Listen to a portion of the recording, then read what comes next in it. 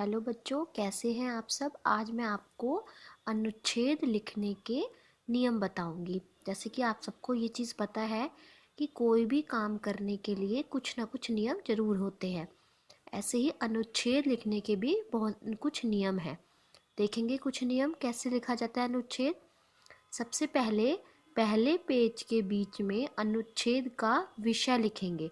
सबसे पहले अगर कोई अनुच्छेद दिया गया है, कोई टॉपिक दिया गया है, तो उसका विषय लिखेंगे कि आपको किस विषय पर लिखना है। ठीक है।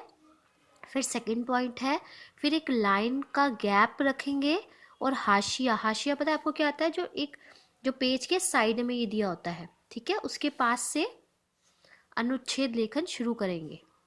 शुरू के कुछ वाक्य विषय के परिचय के लिए लिखेंगे। शुरू के जो कुछ वाक्य बनाएंगे उसमें आपको उसका विषय का परिचय देना होगा कि वो विषय मेन आपका टॉपिक क्या है और आपको किसके बारे में लिखना है। और बीच के वाक्यों में तथ्य, जो आपको कुछ तथ्य उनके बारे में पता, तथ्य हो गए, उसके आंकड़े और तुलनाएं, तर्क आदि उसका देंगे।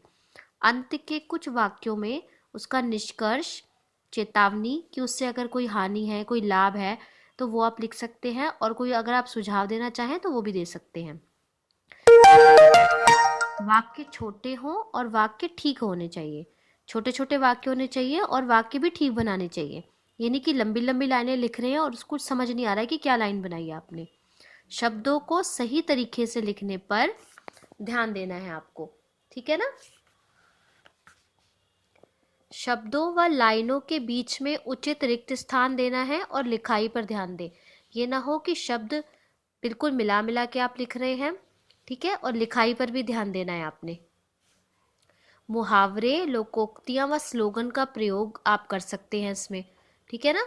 बीच बीच में जैसे आपको किसी विषय के मतलब मान लो वृक्षों पर आपको लिखना है या आपको प्रदूषण पर लिखना है, आपको कोई इससे रिलेटेड मुहावरे आते हैं, कोई लोकोक्तियां आती हैं, कोई आपने स्लोगन कहीं पढ़ा हो तो आप स्लोगन भी लिख सकते हैं। तो ये क्या होता है, आपके जो अनुच्छेद को शक्ति प्रदान करता है और वो और अधिक प्रतिभाशाली या प्रभावशाली बनाता है, जिसमें आपको मार्क्स भी पूरे मिलने का चांस रहता है।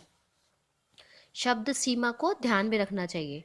ये नहीं मतलब जितने वर्ड्स आपसे पूछे, मान लो आपको 100 वर्ड्स में पूछा जाए तो आपको 100 का मतलब ये हो सकता है कि 110 लिख सकते हैं, 115-120 तक लिख सकते हैं। ये नहीं कि अगर आपसे 100 वर्ड्स का पूछा जा रहा है तो आप 150 वर्ड में उसका आंसर दे रहे हैं, ये रॉन्ग होगा। एक ही बात को बार बार नहीं दोहराना है आपको। जैसे आपने उस विषय पर एक लाइन लिख दी है तो ये नहीं कि आपको उस लाइन को बार बार 2 बार 3 बार आप उसको रिपीट कर रहे हैं। रिपीट नहीं करना है। अनुच्छेद का मतलब होता है शॉर्ट में सारी चीज़ें बताना, आपको संक्षेप में बताना।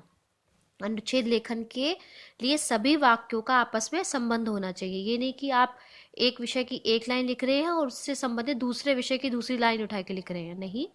तो अनुच्छेद लेखन के लिए सभी वाक्यों का आपस में संबंध होना बहुत जरूरी होता है। एक एक लाइन का दूसरी साइन मतलब लाइन से रिलेशन होना चाहिए कि आप इसका ये लाइन बता रहे हैं तो इसका संबंध दूसरी लाइन से है, ठीक है।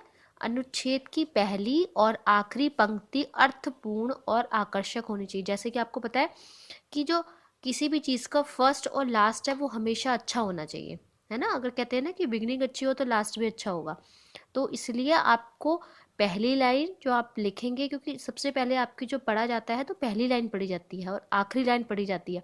अगर पहली लाइन आपकी अच्छी है और लास्ट लाइन आपकी अच्छी है तो आपका अनुच्छेद भी, बीच का मैटर भी आप अच्छा लिख पाएंगे, है ना।